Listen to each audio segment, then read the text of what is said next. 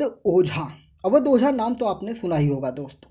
जय हिंद, नमस्कार, मैं मोहन पाठक और आज हम बात करेंगे अवध ओझा सर के बारे में।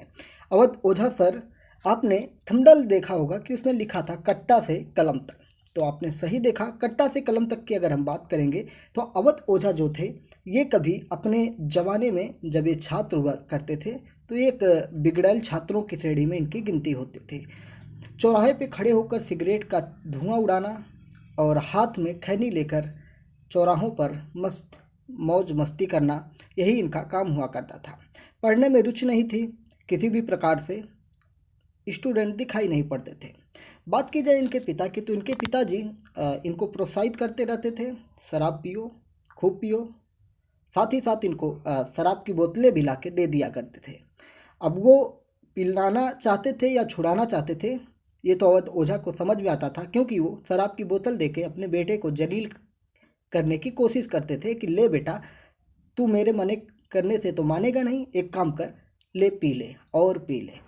तो यहाँ से ये सारी चीज़ें होती रही थी। इनको लेके इनके परिवार में, इनके माता पिता में रोज़ाना झगड़ा होता था और झगड़ा इस कदर होता था कि एक बार इनके माता पिता अलग होने की ठान लिए थे, यानी कि तलाक तक की नौबत आ गई थी। इनकी माता इनके पिता से तलाक लेना चाहती थी, क्योंकि इनके पिता इनकी गलतियों को इग्नोर करते जाते थे, जबकि प्रोत्साहित भी करते जाते थे। इनकी माता इनके बेटे यानी कि अवध ओझा को पढ़ने के लिए प्रेरित करती थी, तो इनके पिता इनको कहते थे जो तेरे मन में आए वो कर। ये सारी चीज़ें होती रहती थी अवध ओझा के घर में। तो आइए एक बार की कहानी अगर हम बताते हैं, कट्टा से कलम की जो मैंने बात की। तो एक बार सिनेमा हॉल में ये और इनके साथी किसी बात को लेकर झगड़ा हो गया और इन्होंने खूब वहाँ पे गोलियाँ चलाई थी। ऐसा ये अपने कई बार इंटरव्यू में बताते रहे हैं। तो आइए अवध ओझा सर के बारे में जानते हैं, पूरी जानकारी लेते हैं, डिटेल लेते हैं कि अवध ओझा सर कौन है। तो कोविड काल के दौरान एक से एक टीचर उभर के सामने आए थे। उसी दौरान 2020 में यूट्यूब पर छाए एक व्यक्ति जिनका नाम था अवध ओझा सर, यानी कि अवध सर के नाम से ये छाए थे।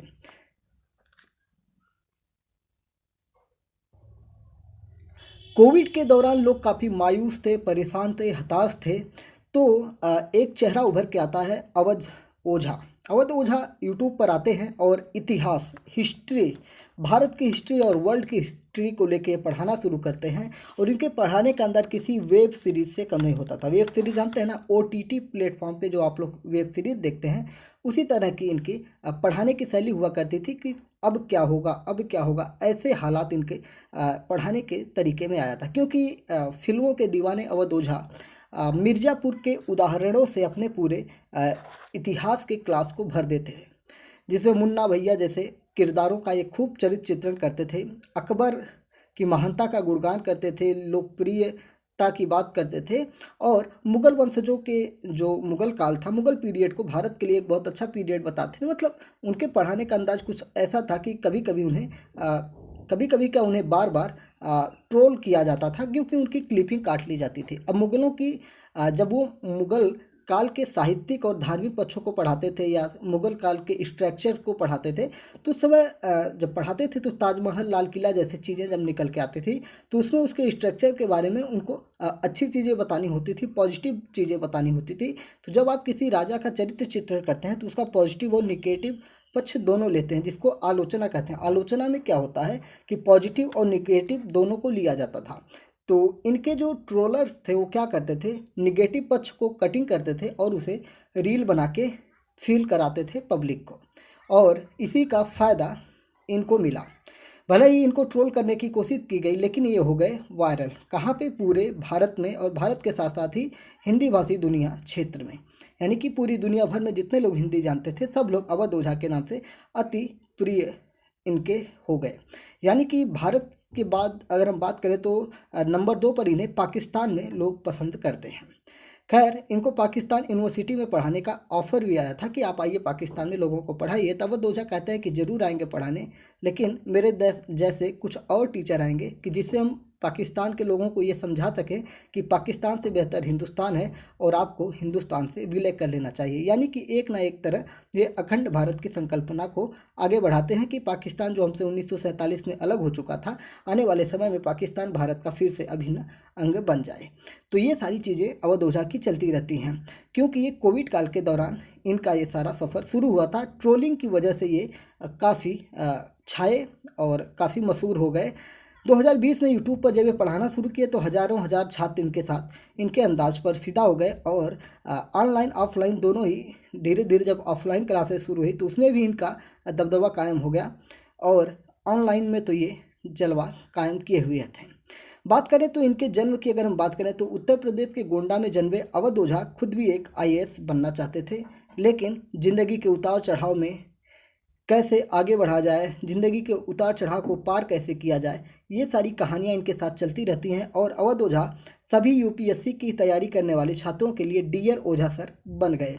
आइए इनके बारे में अब थोड़ी सी डिटेल में जानते हैं इनके जीवन परिचय के बारे में। अवध ओझा सर, जिनका पूरा नाम अवध प्रताप ओझा है, उनका जन्म जुलाई 1984 में उत्तर प्रदेश के गोंडा जिले में हुआ था। अगर इनके पिता के नाम की हम बात करेंगे तो इनके पिता का नाम श्री माता प्रसाद ओझा था और इनकी माता और इनके पिता दोनों ही सरकारी नौकरी वाले थे। यानी कि इनकी माता जो थी पेशे से वकील थे और इनके पिता जो थे पोस्टमैन थे। ओझा बचपन से ही एक एवरेज स्टूडेंट थे, जो मैंने पीछे ही बता दिया कि कितने लंठ टाइप के स्टूडेंट थे। यानी कि मारपीट, लड़ाई झगड़ा, दारू गांजा भांग, सब कुछ नहीं किया, सब कुछ करके छोड़े हैं। ठीक है।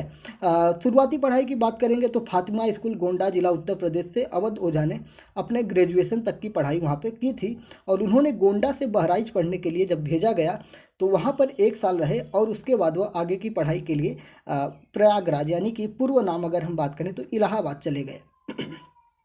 अवध ओझा के माता पिता उन्हें बताया जाता है कि मेडिकल फील्ड में भेजने की तैयारी करवाना चाहते थे, लेकिन अवध ओझा मेडिकल क्षेत्र में कोई खास दिलचस्पी इनकी नहीं रही। इलाहाबाद में जाने के बाद इनका जो फ्रेंड सर्कल था धीरे धीरे UPSC यानी कि सिविल सर्विस की तैयारी करने वाले लोगों के साथ जुड़ा और कुछ गुरुजनों का भी इनको आशीर्वाद प्राप्त हुआ। कुछ इनके जो टीचर्स थे उन्होंने भी इन्हें मोटिवेट किया कि तुम ऐसा कर सकते हो, शायद तुम कोशिश करो तो IAS बन सकते हो, यानी कि जिला अधिकारी की तैयारी करो और जिला अधिकारी तुम बन सकते हो। लेकिन साथ में रहने वाले छात्रों की देखा देखी उनको भाई और धीरे धीरे ये दिल्ली की तरफ रवाना होने लगे। कई बार इन्होंने प्रयास किया UPSC में, ओझा सर ने काफ़ी अटेम्प्ट दिए लेकिन उसको क्रैक नहीं कर पाए। इनके परिवार की अगर हम बात करेंगे तो अभी हमने पीछे बात किया कि इनके परिवार में उनके माता पिता, उनकी पत्नी और 3 बेटियाँ, जिनमें बुलबुल, गुनगुन और पीहू हैं। इनके पिता का नाम श्री माता प्रसाद ओझा है, जो कि गोंडा में ही पोस्ट मास्टर की नौकरी करते थे। अवध ओझा की पत्नी का नाम मंजरी ओझा है, जिनसे अवध ओझा की शादी 2007 में की गई थी। अवध ओझा के करियर की अगर हम बात करेंगे तो जाने माने शिक्षक अवध ओझा आज अपनी पढ़ाने की अनोखी कला के लिए विश्व विख्यात हो गए हैं। UPSC की तैयारी कर रहे छात्रों के लिए वो सिर्फ पढ़ाते ही नहीं बल्कि उनका मार्गदर्शन भी करते हैं। एक मोटिवेशनल स्पीकर हैं। ज़्यादातर इन्हें मोटिवेशन के तौर पर देखा जाता है। इनकी बातों को, इनके जीवन की कहानियों को जानकर लोग मोटिवेट होते हैं कि जब आप बचपन में नहीं पढ़ते थे तो बाद में IAS PCS की तैयारी करते हैं और उसमें भी ना सफल होने के बाद आप एक सफल शिक्षक के रूप में भारतवर्ष में कीर्तिमान स्थापित करते हैं। तो अवध ओझा ने अपने UPSC कोचिंग की शुरुआत 2005 में इलाहाबाद में की थी, लेकिन फिर इनका कोचिंग चल नहीं पड़ा तो ये दिल्ली चले गए थे। इससे पहले अवध एक कोचिंग में हिस्ट्री सब्जेक्ट को पढ़ाया करते थे, जहाँ बच्चों को उनके पढ़ाने का तरीका बिल्कुल भी शुरुआती तौर पे पसंद नहीं आया था, लेकिन धीरे धीरे इनके पढ़ाने के तरीके पसंद आने लगे और इसके बाद इन्होंने अपने कोचिंग संस्थान खोलने की जर्नी की शुरुआत की थी। लेकिन अवध ओझा उसी समय आर्थिक समस्या से भी जूझ रहे थे और इसके बाद इनके पास कोचिंग और मकान दोनों का किराया देने के लिए पैसा नहीं था और धीरे धीरे इनका सफ़र आगे बढ़ता है और 2007 में इनकी शादी भी हो गई थी, जब इनकी उम्र लगभग 20-21 वर्ष की रही होगी। बताया जाता है कि किराया निकालने के लिए ये लगभग 7 महीने तक रात 8 से 2 बजे तक बारटेंडर यानी कि एक तरह से वेटर का काम करते थे और दिन में कोचिंग भी पढ़ाया करते थे। यानी कि स्ट्रगल भरा जीवन इनका शुरू से ही रहा था। 2019 में ओझा सर पुणे यानी कि महाराष्ट्र में इकरा कोचिंग की शुरुआत की। शुरुआत में इस कोचिंग में वह एक बच्चे को पढ़ाते थे, जिसके बाद धीरे धीरे बच्चों की संख्या में इजाफा हुआ और साल 2020 में इन्होंने अपने एक यूट्यूब चैनल शुरू किया कोविड काल के दौरान और वहाँ पे यूपीएससी की कोचिंग करवाना प्रारंभ किए और धीरे धीरे इनका एजुकेशन सर्कल बढ़ते गया।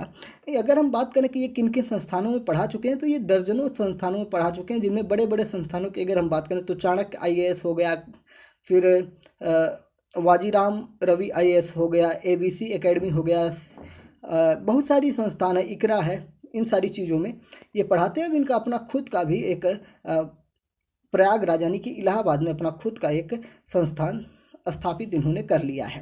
अभी 2023 में इन्होंने इसको स्थापित किया है, जिसका एक इनका यूट्यूब चैनल भी है। अवध ओझा सर की बात करें तो इनका एक पर्सनल यूट्यूब चैनल है जिसका नाम है रे अवध ओझा, और इनके कोचिंग जो इन्होंने इलाहाबाद में खोली है उसका भी एक पर्सनल चैनल है, तो उसको आप सर्च मार के रे अवध ओझा के साथ ही वहाँ से चेक कर सकते हैं और इनके बारे में जान सकते हैं।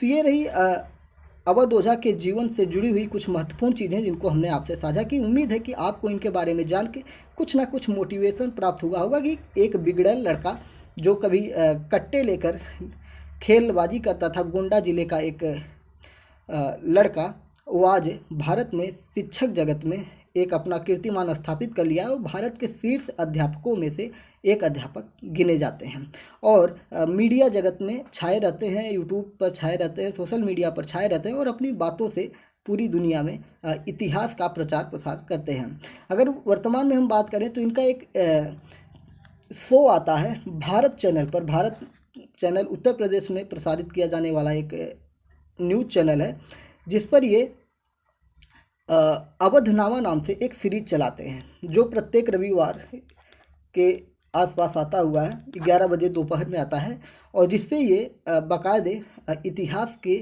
कुछ पन्नों को खंगालते हैं और 1 घंटे का इनका शो आता है और उस शो को आप सुनिए, आपको किसी वेब सीरीज़ से कम फीलिंग नहीं आएंगे। तो मिर्ज़ापुर में अगर मिर्ज़ापुर की टीम हमें सुन रही है तो आपका जितना प्रमोशन आपने पैसे देकर नहीं किया होगा उससे कहीं ज़्यादा प्रमोशन अवध ओझा ने अपने स्पीच में कर दिया है और उनको आप अपनी टीम में एक बार लेकर तो देखिए। अवध ओझा सर एक्टिंग में भी बहुत माहिर हैं। तो चलिए, अवध ओझा के बारे में बहुत सारी चीज़ें हमने आपको बताई, आप लोग मोटिवेट हुए होंगे, प्रेरित हुए होंगे। चैनल पर नए हैं तो चैनल को सब्सक्राइब जरूर करिएगा, जिससे कि आपको ऐसे ही मोटिवेशनल स्पीकर्स की बातें हम आपको बताते रहें और साथ ही साथ डेली करंट अफेयर से आपको हम जोड़े रहेंगे। तो चैनल को सब्सक्राइब करिए, लाइक करिए, कमेंट करिए और अपने दोस्तों में शेयर भी करिए। Mohan Pathak sir YouTube channel, Mohan institute YouTube channel. जय हिंद, नमस्कार, भारत माता की जय।